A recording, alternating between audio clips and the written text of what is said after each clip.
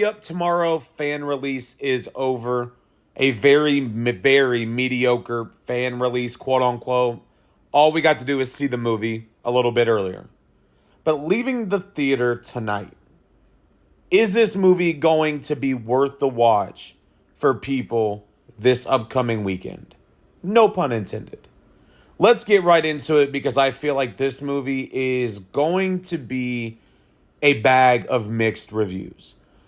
In some senses, people are going to love it because of the music and what they're seeing on screen because they are a big Jenna Ortega fan. They love The Weeknd. But as a movie fan, I feel the reviews are going to be towards the lower echelon of that.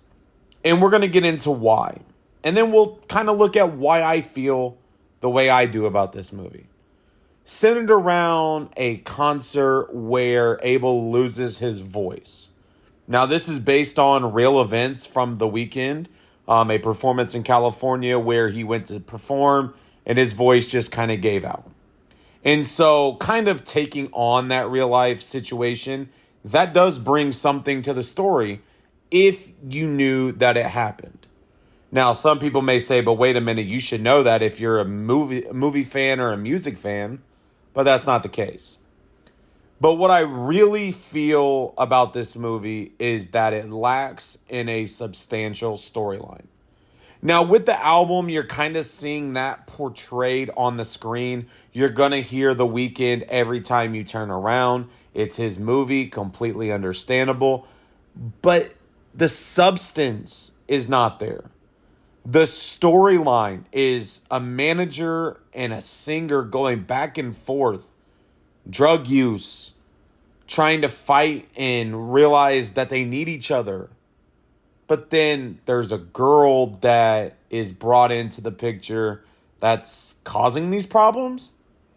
That is the struggle that I had watching this movie. You are seeing that this man is hurting because of a relationship and it's getting him nowhere. But then, on the flip side, you have Jenna Ortega's character, who is emotional, running away from her own problems, ultimately leading to Abel in a weird situation at a concert. Now, what I really found interesting about this movie, and I actually was looking at my watch, this is how petty I was being. Jenna Ortega, I believe her first line came in 50 minutes into the movie. And she said the word yes. But to go along with that, I feel like the first substantial part of this movie happens in that situation. So almost an hour in, and you are getting your first experience or feeling of something important about to happen. But I also feel that as you watch this movie, not just the storyline stands out because it doesn't seem like there is one, but the drug use. Every time you turn around, there is some drug use to kind of highlight the emotions that are taking place. It is highlighting the characters and who they are as people. But then where I really kind of felt thrown off. In two different performances, you hear the same song. And so even though the soundtrack is playing throughout the film, there's the same song played twice in two different venues. And that's where they choose to go. And I get it. It's based on what the movie title is and where everything goes. But I don't think it helps the story. And I think when you're trying to understand what is on the screen, this is not helping it in any way. And what I really found to be obnoxious was how loud it was. I get it. It's a movie. It's going to be loud, number one. Two, it's about a music artist. It's going to have that loudness to it. But I felt like it was just overly obnoxious. And so I don't know if it was the movie. I don't know if it was the theater itself. But that was really just one of those things that kind of had me scratching my head thinking, what is actually going on here?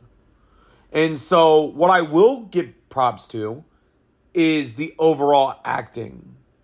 And I say that from this perspective. The Weeknd takes on a role that he is familiar with. It's basically himself.